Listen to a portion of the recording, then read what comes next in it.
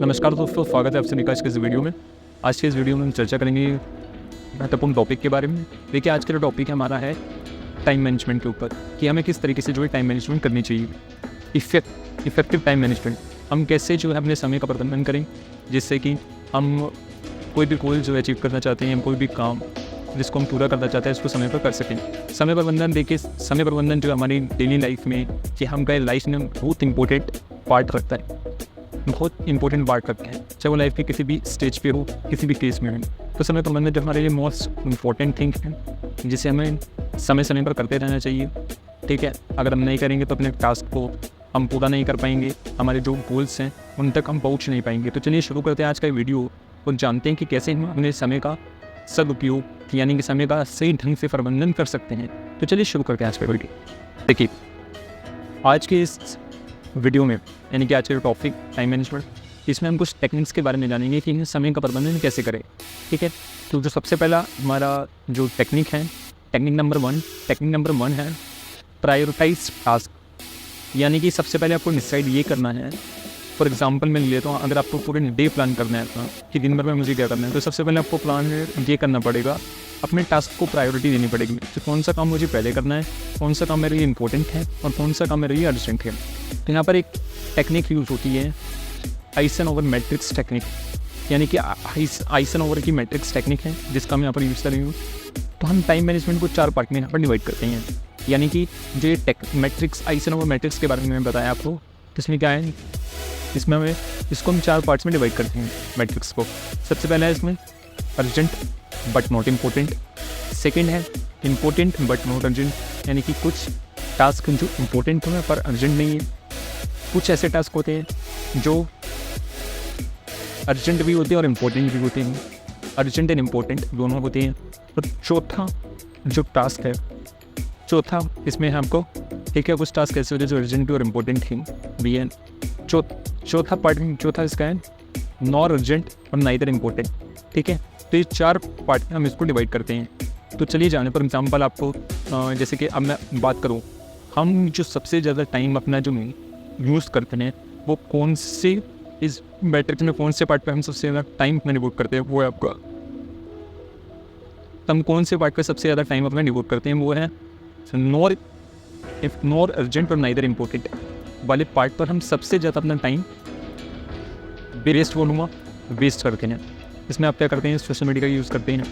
ठीक है, सबसे ज़्यादा इसमें सोशल मीडिया जो हमारे लिए इंपॉर्टेंट नहीं है, पर लाइक अर्जेंट है, लेकिन इन पर भी उसका यूज़ करते हैं। सोशल मीडिया में लगे रहते हैं, रील्स शॉर्ट्स देखते रहते हैं।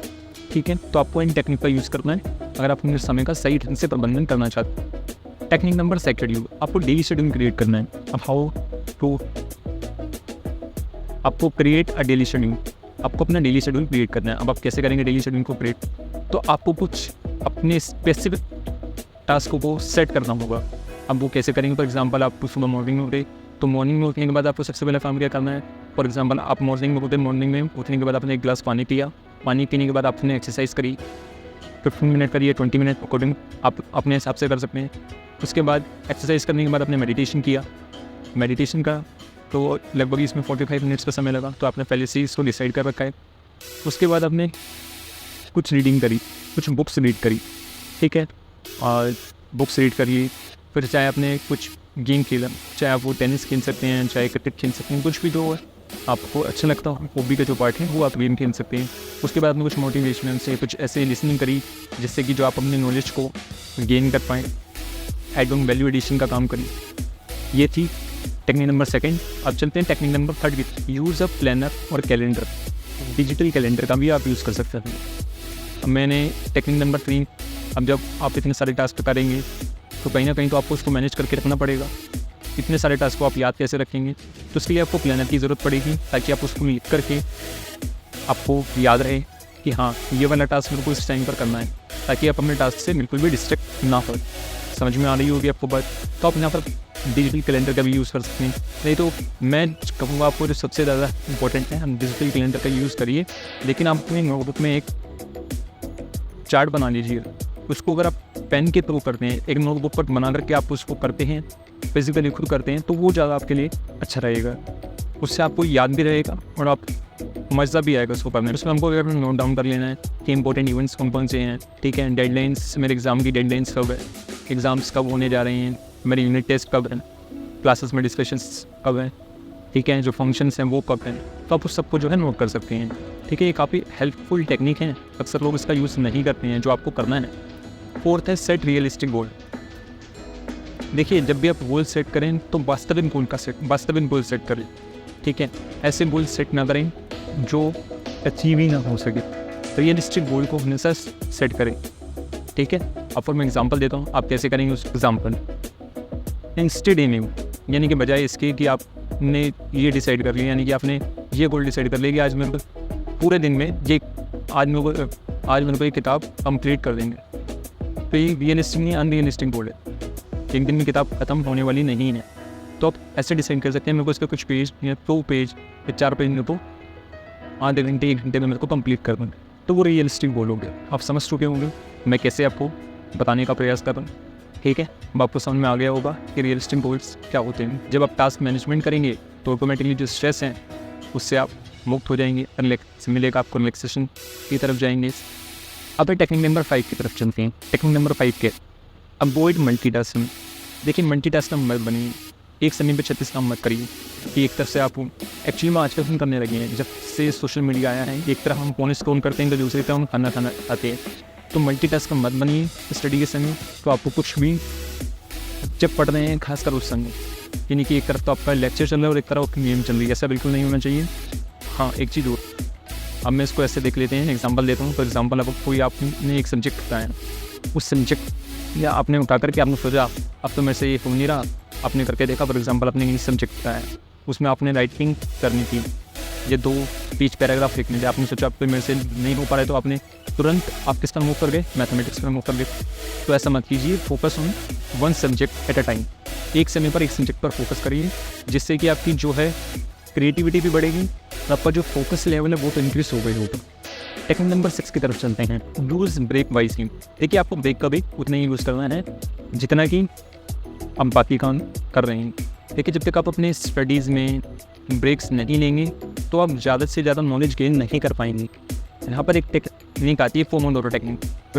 पोमोडोरो टेक्निक क्या होती है, यानी कि अगर आप 30 मिनट्स लीजिए, आपने किसी सब्जेक्ट को डिवोट किए 30 मिनट्स कि मुझे इस चैप्टर को 30 मिनट्स में इसकी रिवीजन करनी है, ये 30 मिनट्स में चैप्टर मुझे कंप्लीट करना है। अगर चैप्टर छोटा है तो उस केस में आप क्या करेंगे, देखिए, करना कुछ नहीं है 30 मिनट्स में पोमोडोरो टेक्निक किया। अगर आपने 30 मिनट्स दिया तो 25 मिनट्स आपको उसको चैप्टर को करना है और 5 मिनट्स का ब्रेक लेना है। अब ब्रेक भी कैसे होना चाहिए, एक्टिव ब्रेक। पैसिव ब्रेक की बात नहीं कर रहा हूँ कि कहीं आपने सोचा कि ब्रेक की बात हो रही है तो मैं थोड़ी देर लेट करके फ़ोन स्क्रॉल कर लेता हूँ, नहीं। एक्टिव रेस्ट लेना है आपको उस 5 मिनट में, यानी कि आपको बॉडी को स्ट्रेच करना है, अपनी मसल्स को, ठीक है, पानी पी लेना है। तो उसमें आप अपने ड्राई फ्रूट्स भी इंटेक कर सकते हैं, अपने साथ पे आप वॉलनट्स रखिए, उसको भी आप इंटेक करते रहिए, जिससे कि आपकी जो मसल्स में जो आपके जोड़ होते हैं, जॉइंट्स में जो लैक्टिक एसिड जमा हो जाता है, उससे आप रिलीज होने में, जिससे कि आप ज़्यादा टाइम तक अपनी स्टडी पर फोकस कर सकते हैं, जो कि मोस्ट इंपॉर्टेंट है। समझ में आ गई होगी आपको टेक्निक 6। लास्ट टेक्निक नंबर 7, यानी कि एलिमिनेट डिस्ट्रैक्शन, यानी कि आपको डिस्ट्रैक्शन को एलिमिनेट करना पड़ेगा। अगर आप चाहते हैं कि ज़्यादा देर तक मैं फोकस रख करके स्टडी कर सकूँ तो आपको एलिमिनेट डिस्ट्रैक्शन की तरफ मूव करना ही होगा। एलिमिनेट डिस्ट्रैक्शन में आप क्या करें, आपको उस जगह को चुनना है जहाँ पर शांति हो। स्टडी इन क्वाइट प्लेस, यानी कि उस जगह पर पढ़िए जहाँ पर बिल्कुल शांति है, कोई शोर शराबा नहीं, और वहाँ पर आपको किसी प्रकार के इलेक्ट्रॉनिक डिवाइस का यूज़ नहीं करना है जो आपके पूरे के पूरे स्टडी को डिस्टर्ब कर दे। Don't use any social media app, आपको उस डिवाइस को यूज़ नहीं करना है। बात समझ में आ रही होगी आप। Avoid using your phone, most important है। तो आप ऐसे प्लेस को चुनिए और फ़ोन को उस रूम में जहाँ भी आप पढ़ रहे हैं उस जगह से बिल्कुल उसको डिस्प्लेस कर दीजिए। कैन यू डू से रूम में उस फ़ोन को रख करके आइए, ठीक है, जब आप स्टडी पर फोकस करें। ये टेक्निक नंबर 7 अगर आप फॉलो करते हैं तो आप अपने अंदर एक चेंज देखेंगे और आपका जो लेवल है क्रिएटिविटी में इम्प्रूव हो। तो आप अपनी जो हैबिट, अगर ये हैबिट आप डेवलप कर लेते हैं तो आप अपने पूरे दिन को एक अच्छे तरीके से प्लान कर सकते हैं और आपको देखिएगा कि प्रोडक्टिव आपका डे बनता जा रहा है। तो कैसा लगा आज का वीडियो? अच्छा लगा हो तो कमेंट सेक्शन में लिखकर ज़रूर बताना। चाहे अच्छा लगा हो चाहे नहीं भी लगा हो, क्या कमी रह गई हो, लिखकर ज़रूर बताना। तब तक के लिए मिलता है नेक्स्ट वीडियो में। और किन किन टॉपिक पर आपको वीडियो चलती चाहिए वो भी लिख कर ज़रूर बताना। मिलते हैं नेक्स्ट वीडियो में, तब तक के लिए गुड बाय दोस्तों, जय हिंद दोस्तों।